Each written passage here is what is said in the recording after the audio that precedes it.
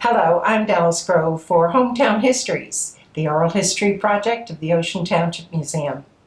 For today's program, we have a unique form of storytelling, old postcards. On the one side, we see a landscape, a window into the past, and if we're lucky, on the other side, we can see the writer's impression of the view as they saw it. We're fortunate to have as our guest Joe Beauvais of Wanamassa, an avid collector of Deal Lake memorabilia, and two generations of the museum's own Edelson family, Marge and Gary, as they piece together a part of our past, told in postcards.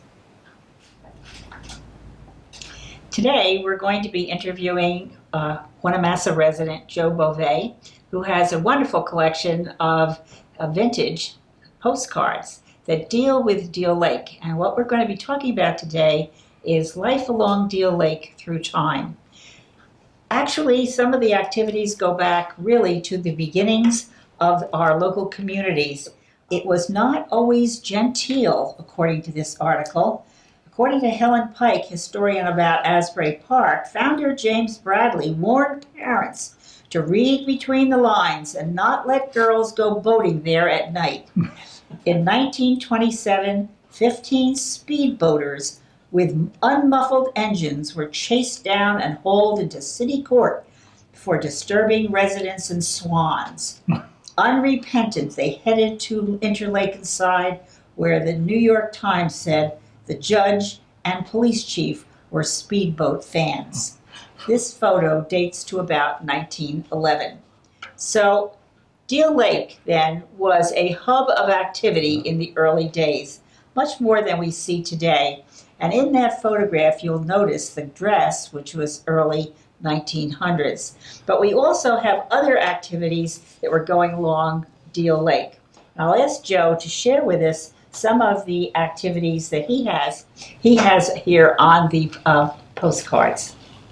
You know, postcards are like looking through an old family album. And if you have no point of reference, you're looking at all these old photographs and wondering just who these people are. You know, how do they fit into the family puzzle? And postcards are like that, and they help to fill in the missing parts of what was once going on in our neighborhood that is no longer going on, or going on in a different way. And it's so interesting in many different ways. Usually you have a pictorial on the front of the postcard that gives you an image. Hopefully the caption on the postcard is correct. Sometimes it's not, so you have to make your way through some sort of misinformation as well.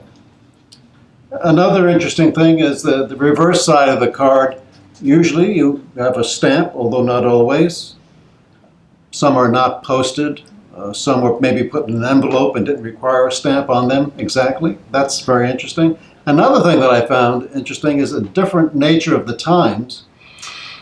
You would write someone's name, Mrs. Nellie Jones, Scranton, Pennsylvania. That's all. And the card somehow managed to get to Mrs. Jones.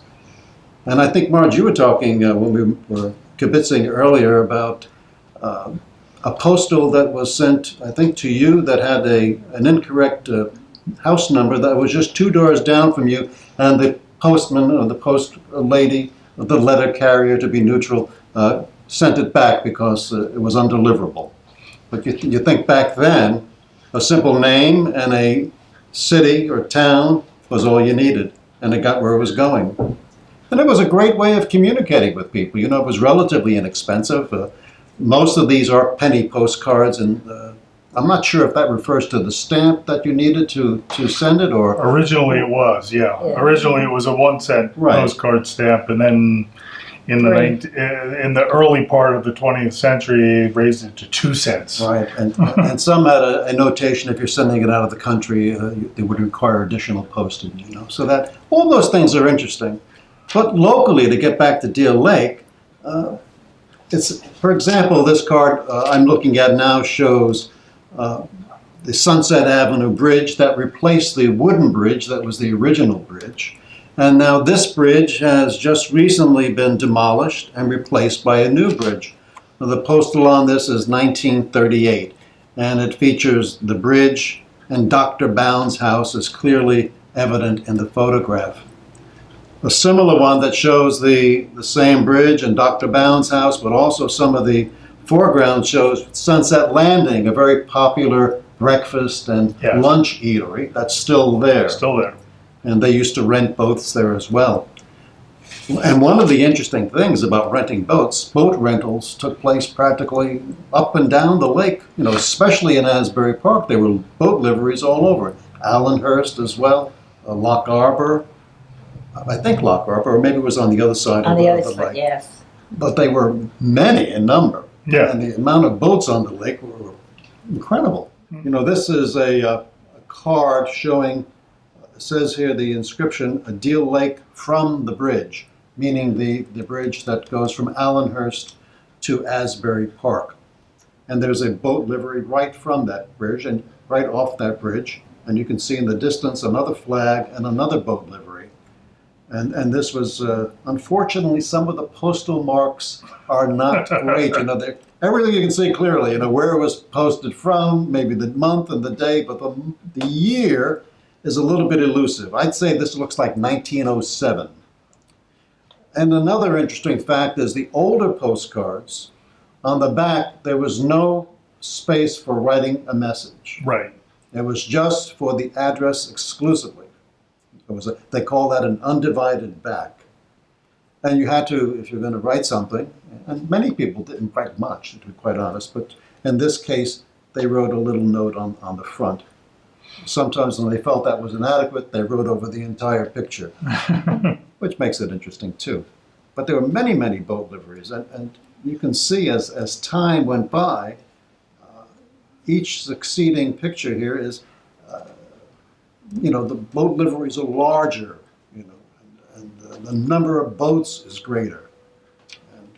And this, we will show, this is a artist's rendering of what the Waters Brothers boat livery was intended to look like. It's a two-story structure with canoes and launches. Did it ever get that? Yes. And exactly, that's the same thing that I thought. Did this pipe dream ever happen? And here's another card that shows a boat landing, Deal Lake, Asbury Park, and it's the Water Brothers boat livery, and it is 2 stories. 2 stories, launches all over the place. Incredible. Especially, Marge, as you said, nowadays, of late, I'd say the past 2, maybe 3 years, maybe a little bit longer, you see a lot of kayaks on the lake. Yes. You see a lot of, what do they call those, stand-up paddle boards. Oh, yeah, right. Rowboats, of course. They were traditional. Not as many. It's a political football, as you read in that first statement that you made about the unmuffled motors on those speedboats. Even back then, it was a political football. And today there are many people that say, why do they have motor boats on Deal Lake? It's not a big enough lake to have those motorboats on, especially when fishermen come in. There's that launch in Asbury Park where fishermen can put their boats in. And normally they have very large motors, but they also have electric motors as well that they use. Yeah.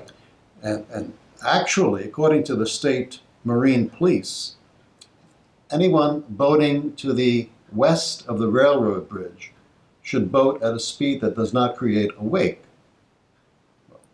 That does not happen exclusively. Obviously, if you're in a kayak or in a canoe, you're not going to create too much of a wake. But that's the state Marine Police ruling on that. And basically, the reason for it is if you create a wake, you disturb the shoreline. And it eventually eats away at the shoreline. My property, I was lucky enough a number of years ago, I had an older gentleman stop by. Older, he's probably my age now, that I am now. He said, can I see your house? I said, well, sure. I used to live here when my grandmother owned this place in the summertime. So we invited him in. He looked around and said, everything's exactly the same. He says, I have some photographs. of the house. I'll send them to you. And he did. They were tiny little 3x5, not even 3x5 photographs, but they showed the front of the house, or the street side, which is the back, actually considered the back of the house, and the lake side, which everybody refers to as the front. And there was indeed a walkway in front, a bulkhead. And when the lake was lowered for maintenance, I found the original wooden pieces of the bulkhead, and the property I had lost about 3 feet of property from the time that photo was taken to the present time, maybe even more than 3 feet. Do you know when your house was built? I believe it was around 1910. I researched it in freehold, and I got back to about 1910, and then it got a little bit muddy. Well, Wanamassa was traditionally a lakefront community. That's how it started. Right. And another interesting thing that I found out from the postcards, I found, when taking down a wall in my house, a postcard that was mailed to my house back, I think, in the 20s, and it had a different street name. And lo and behold, Wanamassa Point Road used to be right at my house. It changed from South Wanamassa Drive, which ran across Sunset Avenue, and then down my street, and at my house it turned to North Wanamassa Drive. So Wanamassa Point Road was non-existent. So that's another interesting, puzzle piece that you can find by looking at an old postcard. Oh yeah. And it just substantiated that name change. And even we're going to talk about Ross Fenton Farm, South Wanamassa Drive as it heads toward Ricopecco in that area. It used to be called Fenton Road. Right, on the old maps. On the old maps. It shows Fenton Road, right. Maybe this is a good time. You have something, Gary, about the it's interesting. We have another great old Cape Molina time warp entry about Ross Fenton Farms in Wanamassa, and it says that it was a popular place with Lillian Russell, Sophie Tucker, all the famous stars of the day. As a matter of fact, we know that Jackie Gleason was a regular there. Actually, Babe Ruth was a regular there. He loved to come down to the shore and spend time at Ross Fenton Farms. Danny Kaye, right? Danny Kaye, right. A lot of stars of the 1950s and 60s who were just getting their start in vaudeville would go to Ross Fenton Farms. Exactly. And either sometimes they were there to entertain, sometimes they were just there as guests. And either way, they were always welcome at Ross Fenton Farms because it was big press for them to have a star from the city come in and go there. So it was very, very popular. Kind of hard for the autograph seekers to get an autograph, though. Well, it's an interesting thing about Ross Fenton Farms is for the local people. Ross Fenton Farms at one time had, and I'm talking about in the early part of the 20th century, a $25 cover. That was that was ridiculous for most local people to even consider. Wow, I didn't realize that. Yeah, to even consider going to a place with a $25 cover would have been absolutely crazy. But what would happen is local people would get in their boats and they would row out into Deal Lake and sit on the lake and listen to the bands and listen to the music and things that were going on. So they weren't able to go and eat at Ross Fenton Farms, but they brought a picnic in their boat and they sat and they listened to the local music, and that way they got to listen to it. So it's an interesting way of handling it. Right. So it's fascinating that Wanamassa would be the setting for this Ross Fenton Farm, and that it would be a magnet to attracting all these big names, stars and political figures and sports figures and entertainers. Well, a friend of ours remembers going there as a young woman, and she said that she felt very much out of place because everyone was in furs and jewels and gowns. And she was a newlywed. Her husband was taking her there as a real treat. And she said it was really swanky. But, the interesting thing about Ross Fenton, the fact that it was on the lake, many of the guests arrived by boat. And so we also have the pictures of in postcards Right. of the big hotels that were on the beachfront in Loch Arbor, and they would bring boatloads of guests up to Ross Fenton for the evening. So it was, and I'm imagining also from Asbury Park hotels, but that was a a destination for local Sure. tourists. And maybe from the train stops too. Right. You know, they would Right. go to where the train had stopped. I think you had mentioned there was a train stop in. There was originally, a lot of people don't realize there were actually a number of train stops that are not here anymore. There was a Deal train station. There was also an Interlaken train station. The Interlaken train station was basically where the pump house is today on the little island in front of Interlaken, where the circle for Main Street goes around. To the east of the tracks, right? To the east, yes, it was to the east, basically, as I said, right where the pump house is Right. today. And it was the reason for that. It's actually interesting. The reason for the Interlaken station, and there was also a station. It was called the Ocean Grove station, but it was actually in Neptune. But the reason for that was that Mayor Bradley, when he ran Asbury Park, would not allow the trains to stop in Asbury Park on Sunday. It was not; they were not allowed to stop there. So they had these nearby train stations where the trains could stop on the Sabbath and not violate Mayor Bradley's rule. And hopefully not blow their whistle. And hopefully not blow their whistle. and that's why they were originally built there. And then after Mayor Bradley had left in the early 1900s, and new people were running the city, they relaxed that. And that's around the time that the Interlaken station disappeared, because there really wasn't a call for it anymore. But it's interesting in these postcards, some of them date back to the time period where the Interlaken station is there. Yes.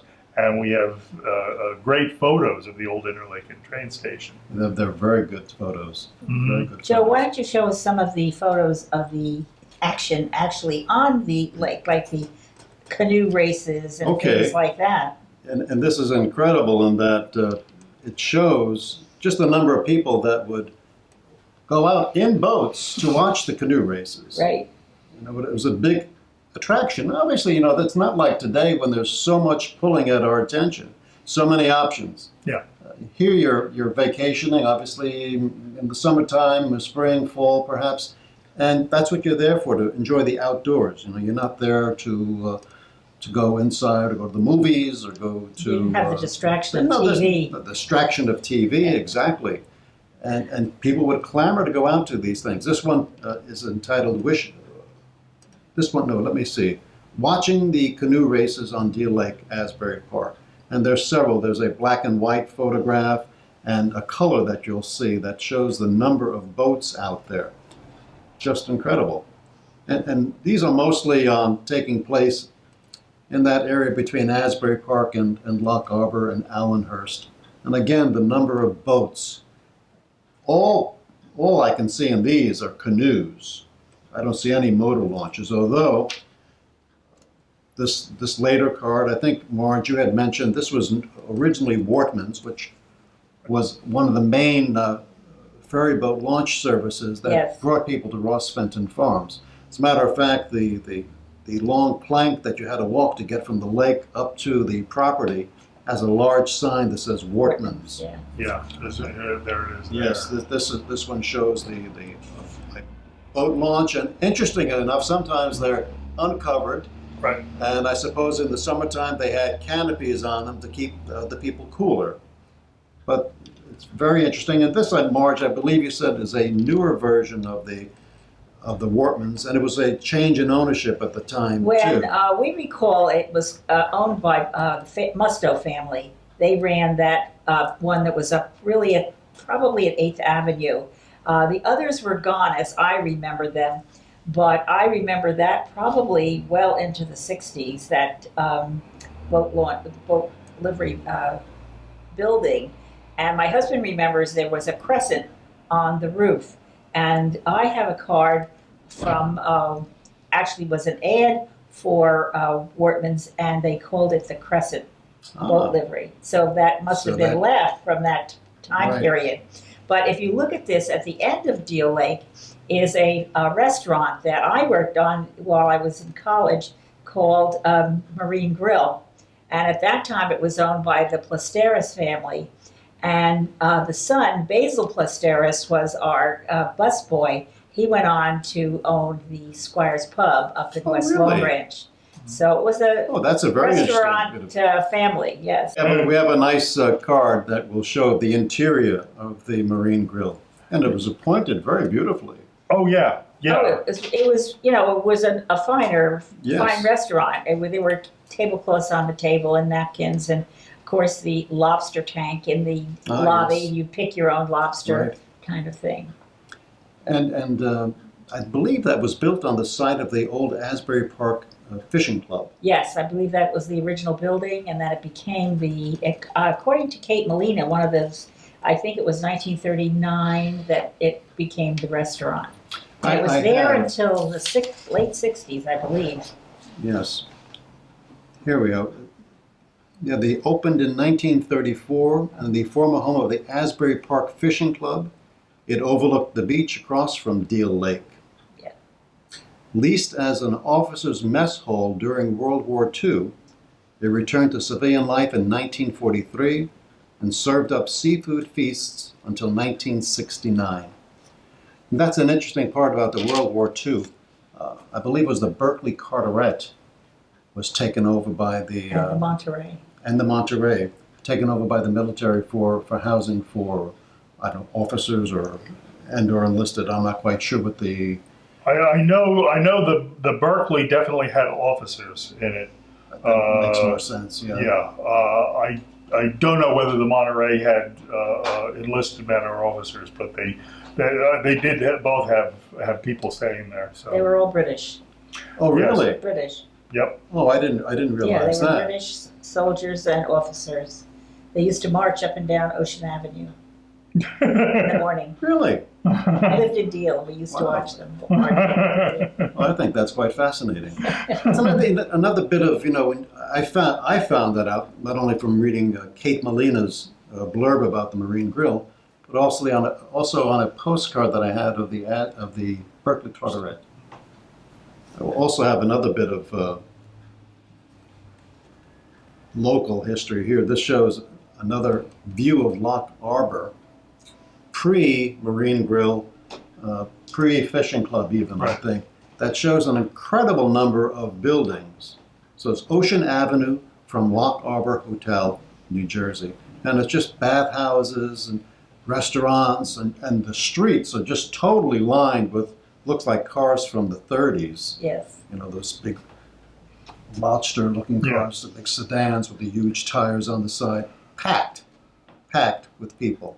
Well, Loch Arbor was still part of Ocean Township until the 1957. 1957.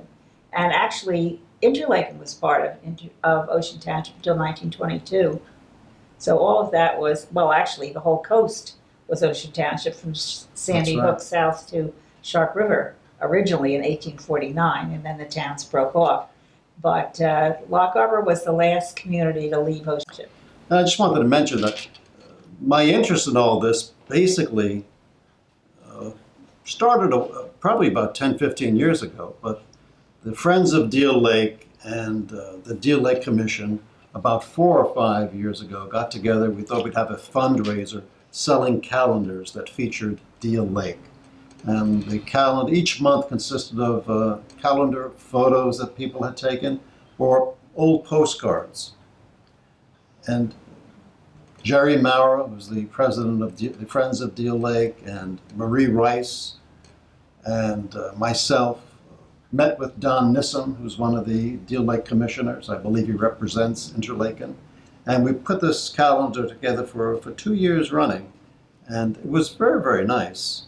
And I think it got that kind of information out to people that maybe didn't know.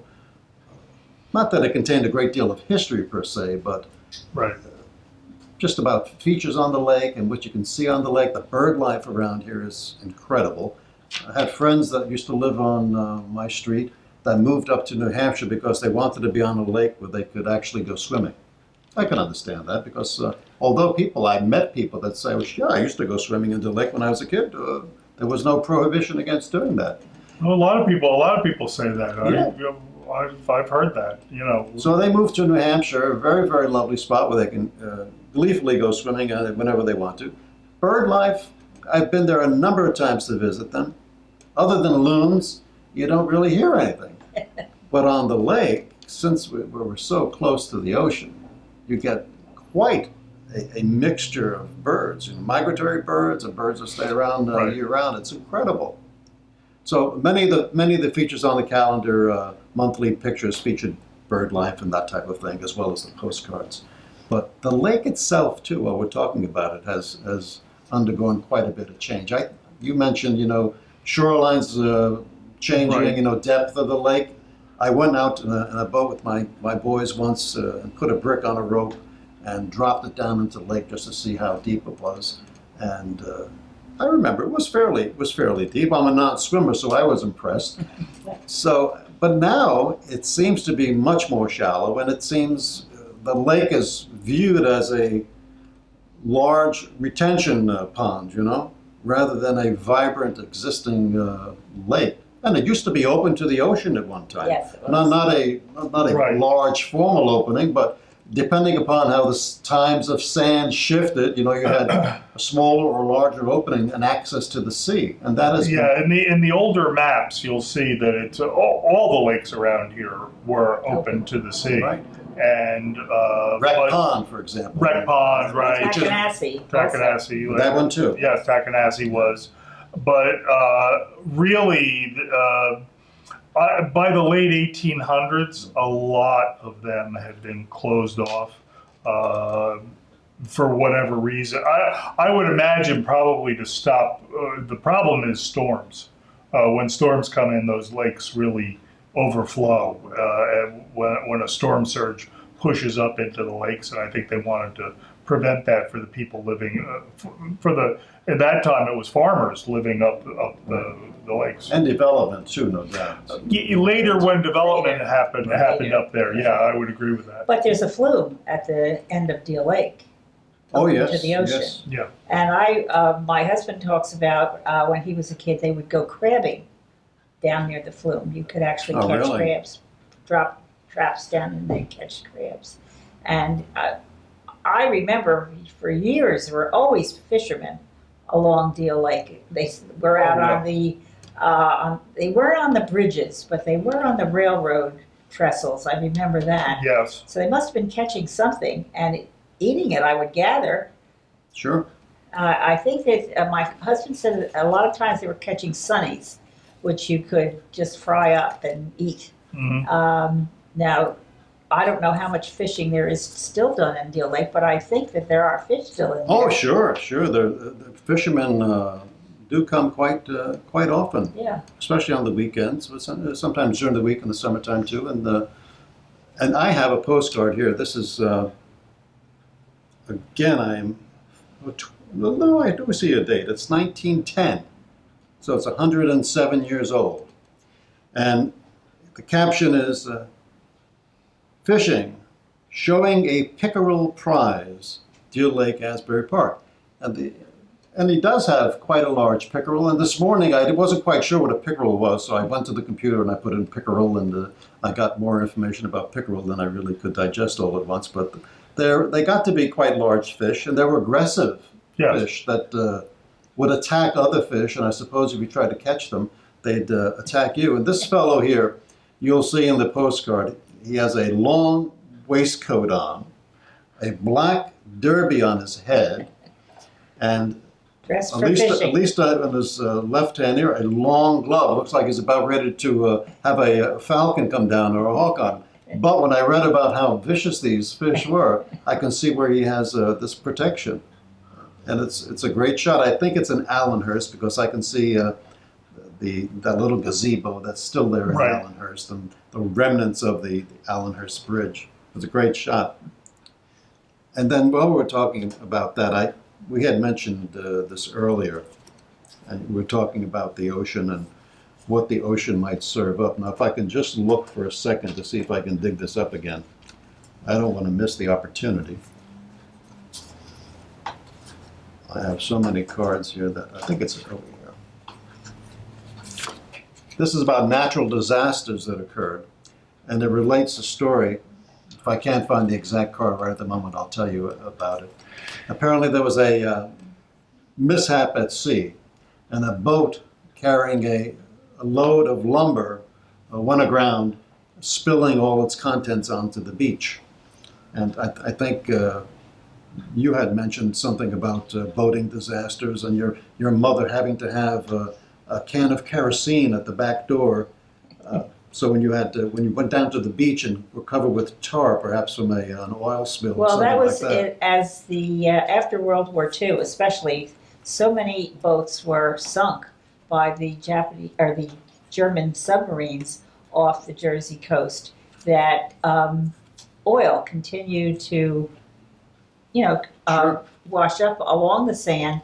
And you would often be, as you're walking along the sand, you'd also often walk on an oil glob, and it would be on your feet. And we used to call them tar balls. And then so when we came home, before we came in the house, you had to use the kerosene in the little jar and clean the tar off your feet before you walked in on the rugs. And the tar balls were still coming up in the 1960s. I remember as a kid being down at the beach, and they were still coming up there. We were always told stay away from them, but because they would make a mess. But I remember them on the beach. And definitely in Deal. I remember sometimes people find unexploded munitions as well. Well, recently in Lock Arbor, they had Lock Arbor beaches were closed for a couple of days while they were cleaning off what they found. Yes. Right. In the sands. Maybe when they were doing the beach replenishment, it brought up a lot of this. They think that's what happened, is that it sucked up some munitions that had been, because some of them may be from ships that sank, but also some of them after the war, the Army just took and dumped offshore. Oh, really? Yes. And this is something that doesn't pertain to what happened on the lake, but close to the lake. And I don't think many people know about it. Marge, I think you had some background information. Let me just read this. Another time warp from Kate Molina. And this is 1895. So we're talking 122 years ago. The height of the national bicycle craze, and the Asbury Park Wheelmen hosted the League of American Wheelmen's wildly popular annual meet. The city's third of a mile track on Deal Lake grew to sit 10,000, and the nation followed every detail. The nation followed every detail. The 20 unescorted ladies in bloomers who biked from Philadelphia, the white-suited Denver group who relieved their boredom with sedate Asbury Park by noisily dragging off James Bradley's decorative beachfront lion cage at 3 a.m. See, such terrible things happened even in 1985. A gilded lion, a courageous young Katie Knox, who famously defied the Wheelmen's 1894 ban on Negro members. There's a whole swath of stuff going on there. Well, I believe the Wheelmen continued to have a group. They still exist. They still exist in the Asbury Park Wheelmen's Club. They really? Yes, it's today. I haven't heard of them hosting a bike race in a long time, but they are. Pity, right? They are a philanthropic group. Very, very interesting. And another thing that I found interesting on some of these cards. Here's an image of two fellows out in their rowboat, or I suppose that is a rowboat. Right? They're rowing, yes. But the curious thing about them is that each one of them is wearing a white long-sleeve shirt. One gentleman has on a bow tie, and the other has on a regular tie as they're rowing. And I think we had mentioned earlier, before we started this, Marge, about how people used to get dressed up. And I had one of the postcard dealers that I buy from was from Asbury Park, and he said he never would think of going to the boardwalk without having, a clean white shirt on and a tie. Absolutely. That in the old days, that was the way you went down to the beach, especially in the evening. I mean, if you were going to the beach to actually go swimming, Right, that's different. that's different. But if you were going down to the beach to go to a restaurant or to go to one of the activities, or you wanted to stop in and get some saltwater taffy over there, you were expected to be Sure. well dressed. Of course, you might be seen by somebody Might that be seen knows by you, and that someone would else. get back. Well, the other thing is, until very recently, it was against the law, I guess, to walk on the boardwalk with your bathing suit. Yes. Another interesting thing, you mentioned, Marge, in that piece that you talked about earlier about James Bradley right, warning parents warning about parents with young daughters to avoid their going out in the evening for canoe rides. And this particular scene in Allenhurst, there's the Corliss Avenue Bridge in a different formation, and the little gazebo had the fond moniker of Lover's Lane.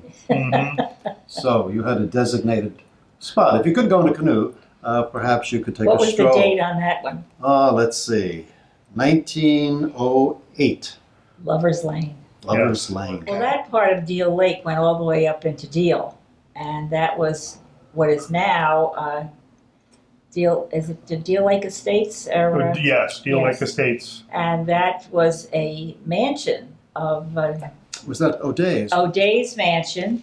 You have a and great photo of that. I do, and he was part of Rockefeller's Standard Oil, and that's where he made his money. And that whole property is now Deal Lake Estates. There is Right. homes, but it was a large acreage there. Quite opulent. Yeah. Yes, and today the road into it, the bridge that went over the railroad tracks into the estate, is still there, but it's a footbridge now. It's not for cars. Oh, yes. And the other thing is, the old Deal train station was also right a little farther down, and was right on the railroad, right at the end of the Deal Esplanade. Oh, really? Yes, that's where the Yeah. Deal train station was. And that's where you go over the bridge to the Deal Harbor Estates. Yes, Oh, and Deal that's right. School. So that was leveled a while ago. Yeah, but it's interesting because the square there where the train station was is still there. I mean, they've never done anything with it. Park-like. It's a park-like, and you can drive I'll over. have to check that Yeah, out.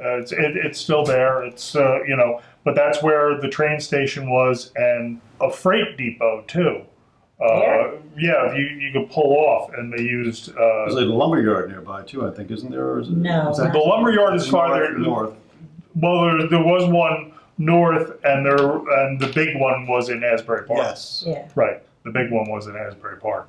That was a huge lumberyard. On Railroad Avenue, I believe. Yeah. Well, the old name of Memorial Drive was Railroad Avenue, Right. and that's So it where, was Smocks. Smocks, right? Smocks. The Smock family owned it, right? I was just talking with Ron Gorski the other day, who also participated in a video recently for the museum, and he said all the homes in the area had their wood, got their wood from Smock's Yeah. lumberyard. Right. Smocks was in Asbury Park, and as you went further south, There was was another- Lewis Lumber. Right, where Right. the Ocean Grove, Ocean Grove. strip mall Right. is there. Right. Mhm. That was Lewis Lumber. That's what's fascinating about all this. You know, the average Joe, and this applies to us too, the many things that we don't know, but doesn't know anything about the transformation in the area, you know. I was told by Ron also that Asbury Park had numerous car dealerships, Oh, yeah. dotted all over the place. Big car On Main dealerships. Street. On Main Right. Street, right on Main Street. It kind of looks like what Route 9 looks like now by Freehold, you know, with car dealership after car dealership. And we have only one of those remaining, I think, that, I don't know if it was a Studebaker car dealership that's on Main Street in Asbury Park. Their building's still there. Yeah, the buildings. The buildings, It's a you- lovely building. You can see most of the buildings to this day, and you can kind of tell because they're the buildings with the big picture windows. Right. Well, Park Chevrolet was there. Right. Nash was there. I remember that. And Buick was down toward Ocean Grove, I believe. Right. Yeah. They were Right. just Yeah. one right after the other. But they didn't have the big lots of cars. Right. They had a few cars in the showroom. And I guess Right. Right, would when- order them. Right, As the order came in. Yes. right, in the old days, what they would do is you would place an order for the car and they would have it shipped to you. Now, it wasn't that far away. I mean, there were auto plants up in North Jersey along the route. I know in Edison there was And Edison, huge, right, there huge were- Ford plant. Right. And, I segue to that. We were talking about the train stations and how the Deal train station is no more. Of course, the Allenhurst train station is no more. No, Allenhurst is. Well, that's The the station is gone though. There's a stop, but there's Yeah. not a stop that you want to linger at. Right. Right. Well, And how the- about North Asbury? North Asbury is still there. It's, Yeah. I think the I don't think they stopped though, do they? No, they haven't stopped there I think since it's the the DNA 1960s. has said Yeah. something there, and There's a insurance dealership Yeah. and some other things. and of course the loss of the train station in Asbury Park is another mortal sin, architectural mortal sin. Unfortunately. That was taken down, and now they're talking about replacing what they built after they tore down the original station with something different. There's nothing is permanent. You have this a cycle that like the leaves fall, the buildings fall, they get changed, but sometimes you lose quite a bit in the translation. Mm-hmm. Is that another thing I wanted to talk about that dealt with this cautionary tale that Yes. Bradley gave? I found one postcard that just shows this bucolic photograph of people in canoes on Deal Lake, but it was written to a Miss Phyllis Adler by an Oscar W. Forster. It says, "Dear friend of Popular Exchange Club." So obviously, even there's no postal on this, so I don't know when it's sent. So there was this kind of postal exchange going on, where Pen people pals. collect, right, pen pals. How would you like to exchange postcards or letters with me? Being a professional photographer, I can send you some original scenes from my section. This is a scene of the popular summer resort at New Jersey. Hope to hear from you soon, and that we may become steady friends. Sincerely, Oscar W. Foster. So it's another way that you could, as someone said, invite someone to come and look at your etchings or look at your postcards. Another interesting postcard that had an ad on it was this one for the Hotel Throckmorton. And it has their rates: Labor Day weekend, reserve now special, low weekly rates from $70 for a single, $120 for a double, American plan, 2 meals per day. And they even have an advertisement for the High Holy Days in September, offering a price listing there and what you get for it. And that's in Lock Harbor. This was in Allenhurst, the Throckmorton. Well, it actually was in Lock Harbor. It says Allenhurst, But but it looks, yeah, okay, it was right before you went over the bridge on Norwood Avenue. oh, really? Yes, it was right on the corner there. So it's right on the border then, is it? No, I think, you know what? I wonder think why they would do. Because Lock Harbor didn't have a post office. Ah. They got their mail delivered They got their mail to from this day get their mail delivered by Allenhurst. That's another good point. A lot of the cards have Asbury Park depicted as the location where it Right. might be an outlier like Wanamassa. Well, all of what Ross Fenton was always referred to as being in Asbury Park. Right, it has Oh, yeah, more it of was- a cachet. than- Right, it was Right. never in Asbury Park. It was always in Wanamassa. But at that time, they always said, "Oh, we're in Asbury Park." It was the popular place to go. Right. It was that's what they Well, told sometimes you. they referred to themselves as North Asbury. Right. Right. That's a good point. When we were doing this calendar, Yeah. Marie Rice brought a number of her postcards about the lake. And she had one that was Hotel West, New York. And it listed North Asbury Park, Wanamassa. I said, where in the world could that be? I went driving around looking all over the place for it, trying to scope out on maps where this, I could see the lay of the land. I have a photograph from the lake looking up at the Hotel West, New York. And I talked to you about it too, Gary, and I met Ron Gorski once again, and I said, Ron, I have this. I saw this postcard of the Hotel West New York, and I just can't figure out where it is. He knew where it was immediately. He says, that's the apartment over on Laurel Avenue and North Wanamassa Drive. I said, are you serious? That's where it is? He says, sure. I doubted him. You weren't sure where it was either. No. He said, I have not a postcard, but I have a business card. And I said, great, can I have? He said, I'll make you a copy.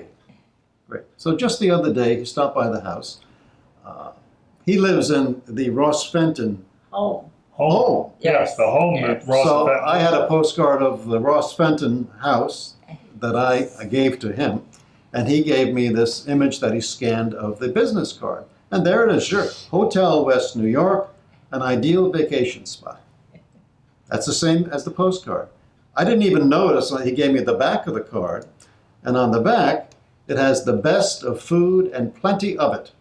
Golfing, riding, tennis, boating, bathing and fishing, catering to club and organization outings. Hotel West New York, Laurel Avenue, North Wanamassa Drive, Wanamassa, New Jersey. Mystery solved.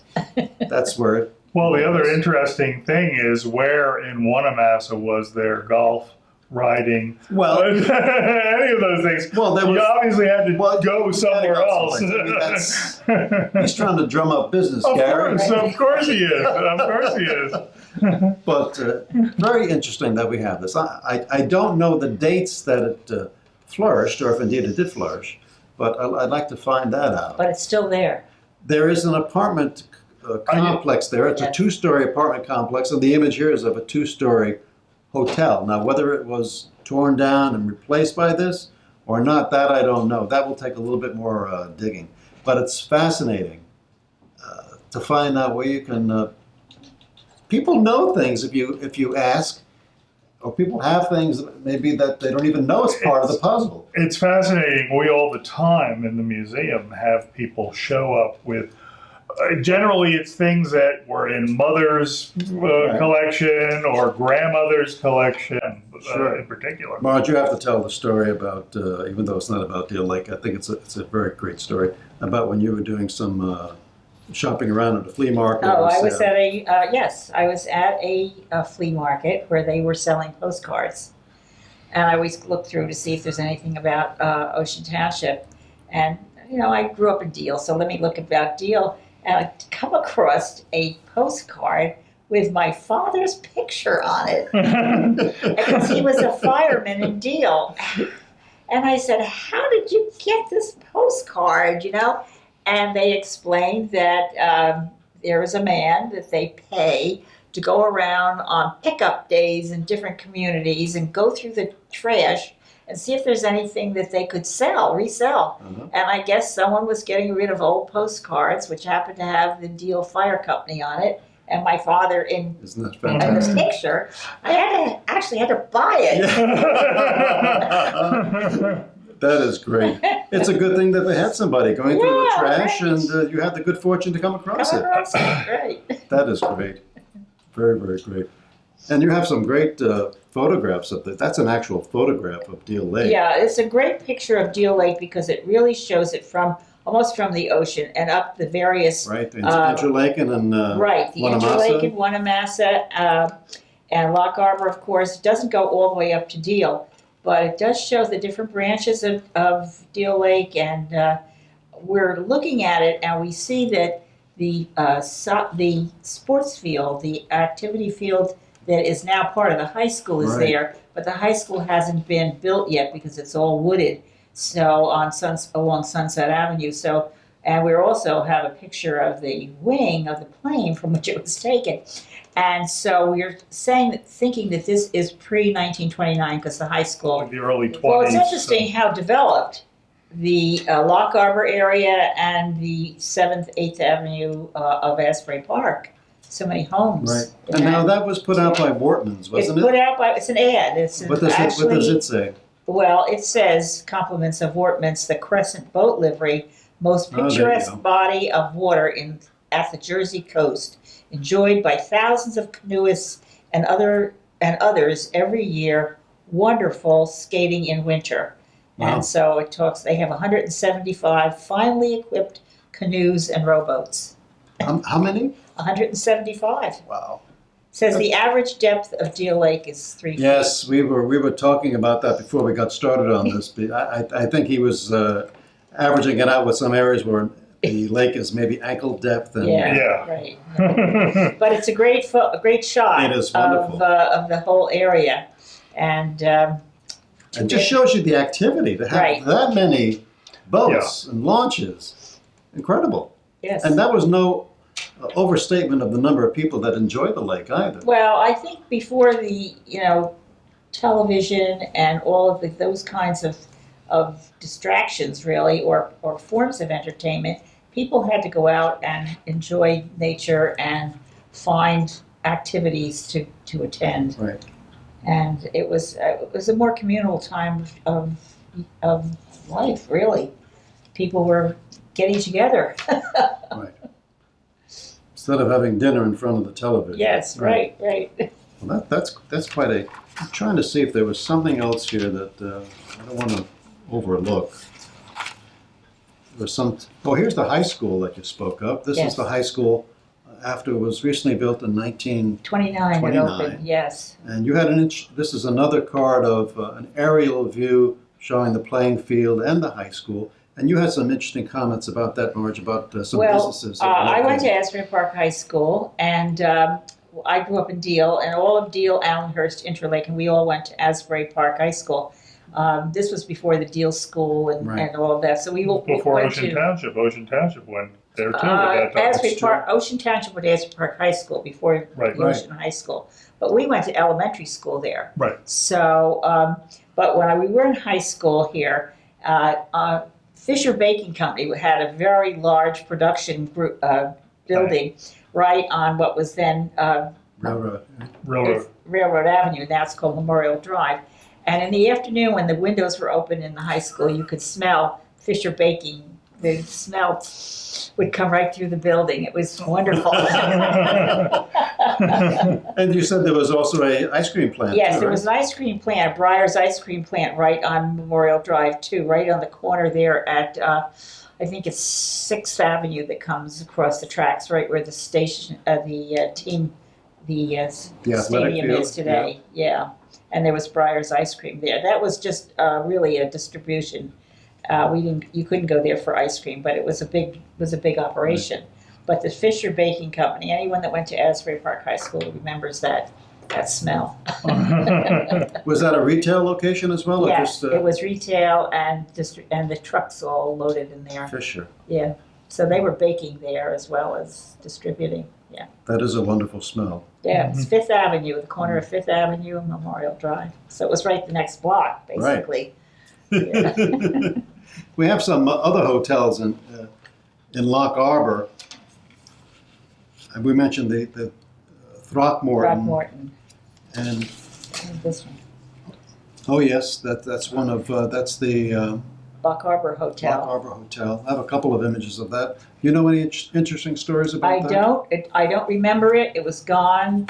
I remember where it's located here. That was Beveridge Beach, and then Lock Arbor, what is now Lock Arbor Beach, was next door. Average. It was called Beveridge Beach, and it was where that private beach is today. Well, it's because you could drink on the beach in Lock Harbor. Oh, I don't know You that. think that was the reason? Absolutely. Really? Absolutely. Most beaches It in was New a Jersey. private beach. It's a private beach. Most yeah. beaches in New Jersey, you're not allowed to bring alcohol Wow. on. Here's another view of the Hotel Lock Arbor, and showing the flume too. Right. That's the same flume building that's there today. Oh, yeah. Looks like quite a grand hotel. This is the old trolley system that ran. You know where that ran from in Lowbridge. Yeah. It ran down Norwood Avenue in Deal. As a matter of fact, the island in the center of Norwood Avenue was put there to cover up the railroad tracks. The railroad tracks, the trolley tracks, the trolley tracks.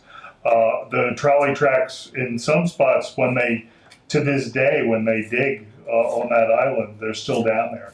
And then the reason that in front of Borough Hall in Deal is with the configuration that it is because the trolley then went over to Richmond Avenue and went down that way.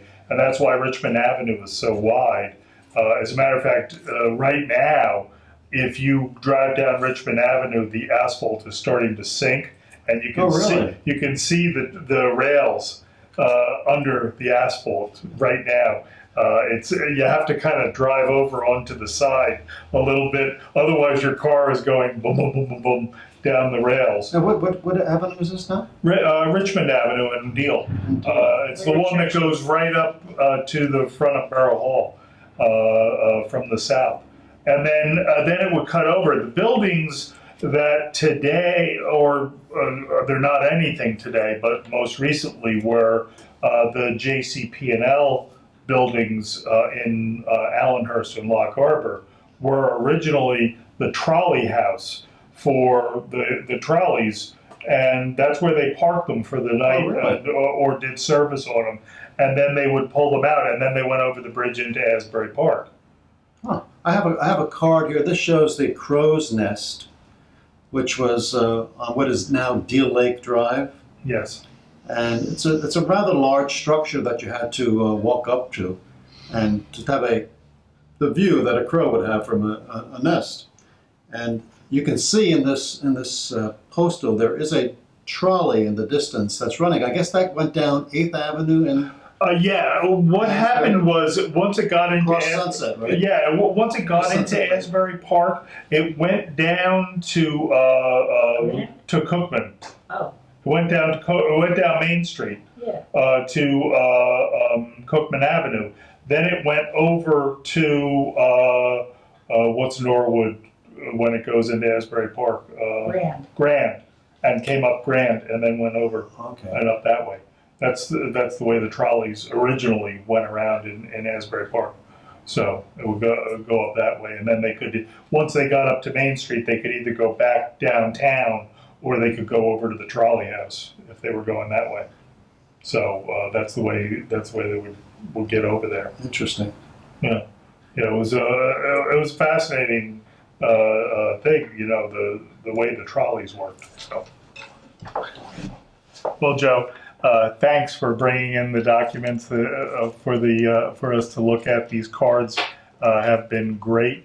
We really enjoyed looking at them, and it provides an interesting part of the story of the Deal Lake and the area around it, both Lock Harbor and Allenhurst and Ocean Township, Interlake, and Asbury. Right. Yeah. So I enjoyed it very much. You're welcome. Thank you.